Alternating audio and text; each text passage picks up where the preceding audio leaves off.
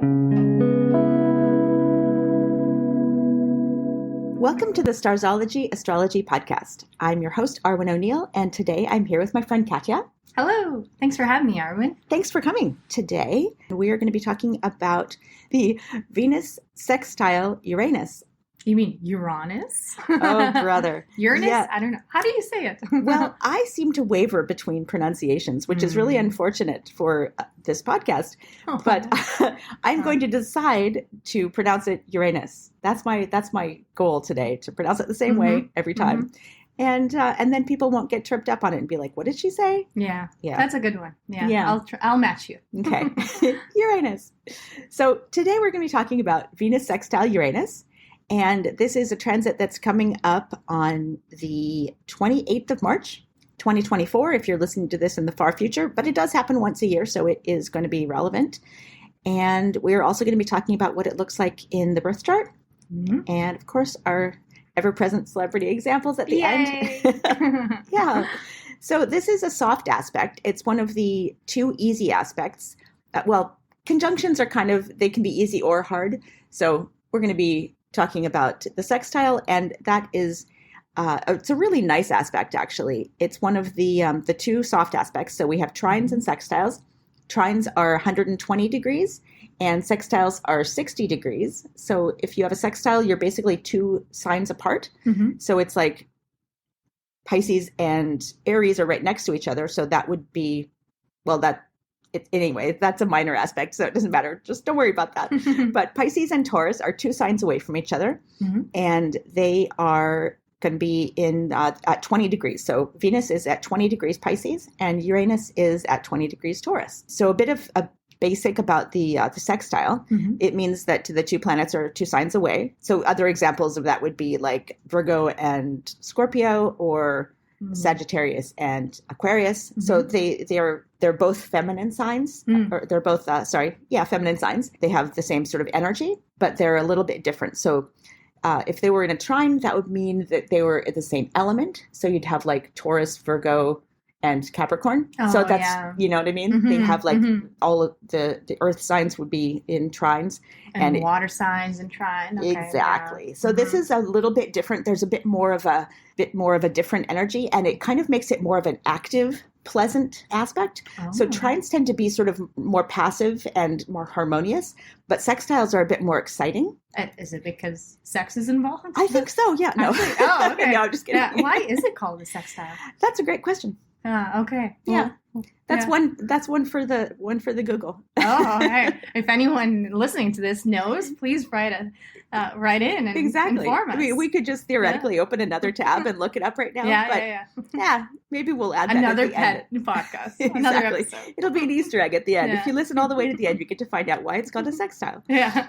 It's a great aspect to find in relationship charts. So if you're doing like a comparison chart between two people, if there's a lot of sextiles, that's a great thing, because it kind of means that they have a lot in common, but there's a bit of an active, dynamic sort of quality. It's excellent to, like, for sexual attraction or for excitement or for having things in common, but not being too similar. So actually, we're gonna go ahead and tell you what a sextile is. We've gone ahead and looked it up for you. So it's 60 degrees from their center, and it's a yin-yang polarity. Actually, which makes sense with the masculine feminine. Yeah, I was gonna go in there, but I was exactly. Like, no. And it's funny because it means 1/6, that's the etymology. It's from the Latin, and it means sextilius, which is 1/6, and that's exactly how it is in the zodiac. It's 1/6 of the circle. And just exactly how you said, similar to in influence to a trine, but less intense. Yeah, and exciting. Yeah, more exciting and compatible, harmonious. Exactly. Easily communicates between the two. Exactly. And if you think about two signs that are two signs away. So I mean, personally, I'm a Virgo and my partner is a Scorpio. So those are two signs away. Yeah, exactly. My mother and her partner are two signs away. She's a Sagittarius and he's an Aquarius. And you find it a lot in relationships. It's one of the most common combinations. Okay. Yeah. And is that better or worse? Is it like the dynamic changes quite a bit between, like, say, one apart versus two or three? We're just talking about sun signs in this particular case, like when I say I'm a Virgo or whatever. But since there are so many, I mean, there's 10 planets, obviously the main planets, and then you can find all sorts of, like, asteroids and all that kind of stuff. But every chart has, like, basically 10 planets. So there are so many that could be in a sextile relationship in two charts. So if you're looking at just the sun signs, then, you can't really judge whether a relationship is good just by knowing what two sun signs people have. Too little. It's too simple. Yeah, exactly. Yeah. But if you look at their chart and there's no sextiles at all, that, might be, it's not a red flag, but it might mean that they hard have mode. It's harder for them to hard mode. Exactly. Okay. Exactly. Not impossible, just maybe harder. Yeah, it might be harder to find. I mean, and also, I'm sure we all know people who are in a relationship where they don't seem to have any of the same friends, and they love each other, and they, they have a great relationship, but they don't do any activities together. Like, he has all his own activities with his friends, and she has her own activities with her friends. And maybe they have a great relationship in other ways, or maybe they have kids and they're really good parents together, or whatever. They have, different things that they're compatible in, but their actual interests are totally different. Interesting. And that could be a total lack of sextiles in the relationship. That's something and it could still work because something else is something else is driving them together. That's beautiful. Yeah. So Venus sextile Uranus encourages creative self-expression, specifically in relationships. So this is very based on romantic relationships. Yeah, I mean, if you're looking at Venus, you're going to definitely want to talk about romance and sextile especially. Yeah. And it's great for friendships too, obviously, but it's interesting because it's definitely a romantic sort of aspect, especially because sextile Uranus is obviously the planet of disruption. It's the planet of electric energy. It was discovered right around the time that electricity was actually, becoming a thing. Yeah. the era of discovery, is 1781 was when Uranus was discovered. And it was the first planet that was discovered through the use of telescopes. So it's sort of one of those interesting correspondences where the planet actually means what its discovery chart looks like. Yeah, it's moments like this that makes me question coincidence. Is there such a thing? Right. Yeah? I mean, exactly. Oh. That's the whole point. And whether it's like we're placing narrative on top of it to make our lives more meaningful, or whether there is inbuilt meaning and there are serendipity, whether, you know what I mean? Like whether that is a real thing or that's just a way that humans make sense of the world. Either way it works. Yeah. Like that's what matters, Yeah, yeah. And so people with this aspect, are they more open-minded in love, in expressing their, I guess, creativity? I would certainly think so. Like that's the thing that comes up in Karen Haymaker Zondag's book, Aspects and Personality. One of the very first things she says about this aspect in particular is that people with the sun sextile Uranus in their birth chart tend to be open-minded and progressive in their personal style. They're free-thinking and exciting and maybe even capricious. They tend to be strong-willed, active, and eccentric. And she says that people that have this aspect are fully alive to the individuality in themselves and others.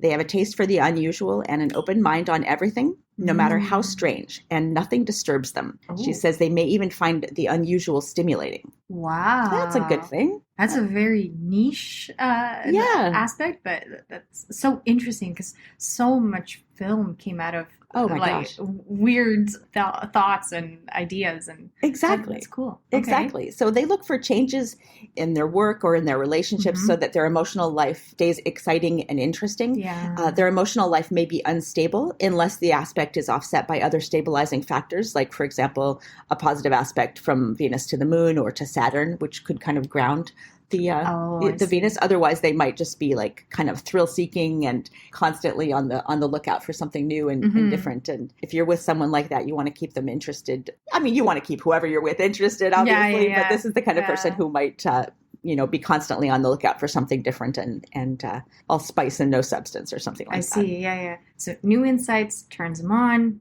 and I guess it's possible for sparks to fly with anyone. Yeah. Yeah, exactly. Okay. And this, if you're looking for, I mean, this is a really pretty quick, anything that's, Venus transiting, it's going to be affecting like that day, basically, for people who don't have it in their chart. You're definitely going to feel like a little bit of a tingle maybe, or something like that. It might be a good time to go and dress up in a way that you normally wouldn't, or go to an exciting theme party or a costume party, or just do something to sort of spice up your life. Yeah, it sounds pretty playful. It sounds like it could be silly, but ultimately it's quite bonding, no matter like which aspect of you're playing up. Well, exactly. And it's about fun and flair and making the most of the unexpected and exciting. So it's an excellent time to make new friends or get to know somebody that you've been with for a while and try to just do something interesting and different. It's great for sexual attractions, which may or may not last. If you're single and you meet someone, you might find that the effect of this wears off kind of quickly, but it's great while it lasts.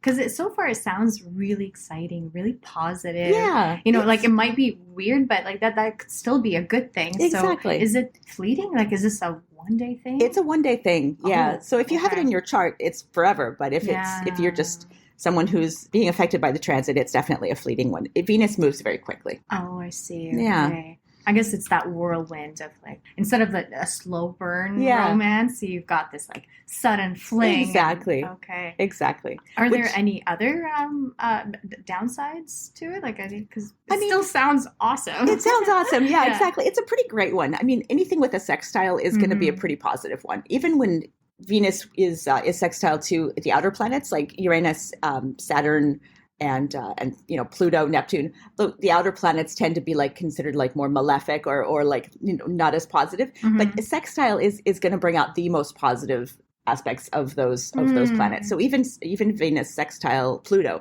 is going to have like the positive aspects of Pluto, which is kind of a weird thing to think, but all the planets do have sort of a positive side. And Uranus definitely has some negative things. Like I think we talked about Venus square Uranus in the past, and that was the one where it was like, someone who's just disruptive to the point of chaotic and you can't feel comfortable around them and they're like picking fights all the time.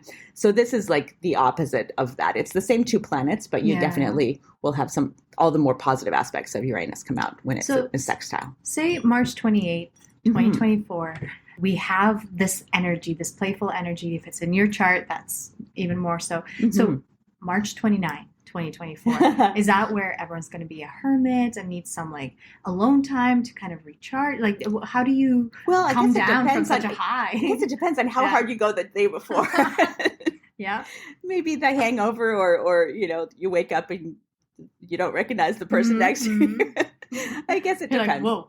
Yeah, and it depends also like on your own chart. Like if you are the kind of person who is open to that kind of energy and you are able to make the most of it, or if you're a very serious kind of person and you're not used to that kind of thing and maybe then it will take like a day to kind of be I feel like the need to close off and not be around people.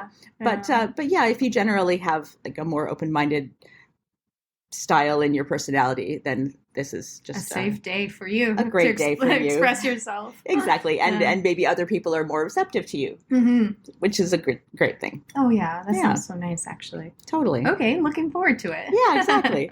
And so let's talk about some celebrities. Yes. Yay. So celebrities with Venus sextile Uranus in just like in general. Okay. Billie Eilish.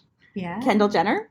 Leonardo da Vinci, Justin Timberlake, Robin Williams, Willow Smith, Kate Winslet, Gwyneth Paltrow, Adam Driver, Lenny Kravitz, and Jessica Lange.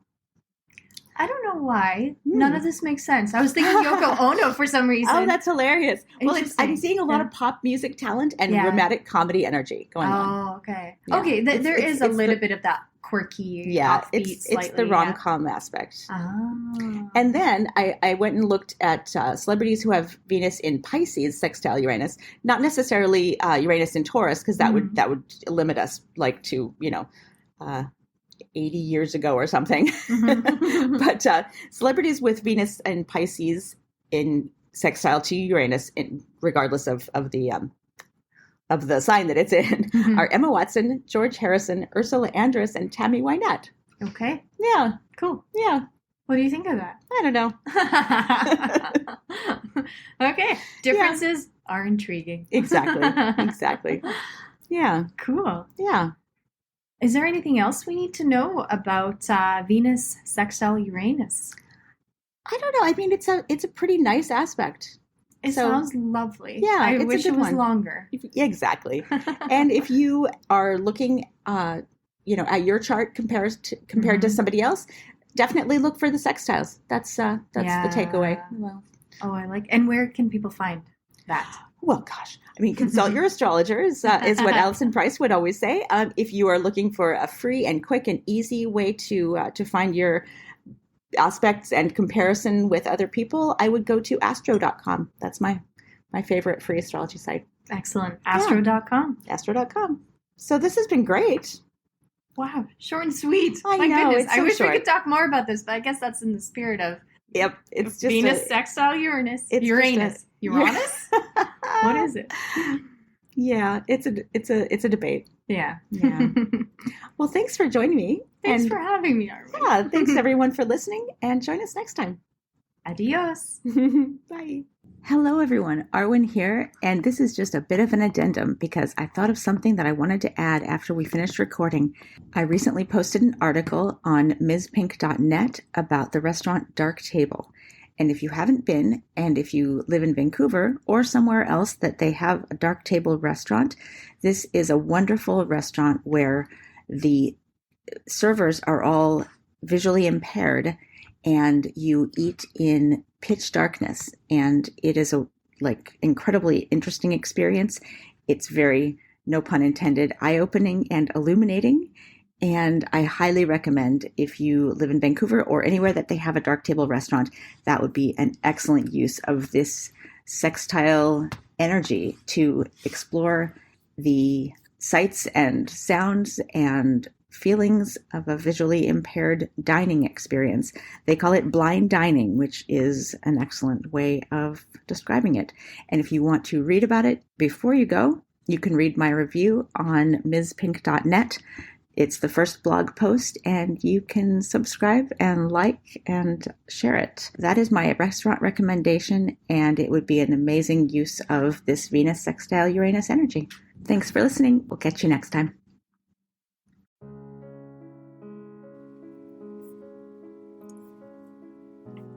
Thanks so much for getting this far through the episode. I just want to take a moment to tell you about the two main options of my astrology services. So the first one is coaching. If you are an aspiring astrologer, and by that I mean someone who's perhaps a hobbyist astrologer or someone who's learning astrology or a student, or you've got a few books and you've been doing it for a while, but perhaps you need a little bit of help to bring it all together, then maybe getting some astrological coaching from me would be the answer for you. The astrology coaching I offer is a 1-hour session on Zoom, and it's tailored to answer your particular questions. For example, if you have issues with natal chart readings, we can go there. Or if you're having problems working with your forecasting, we can go there.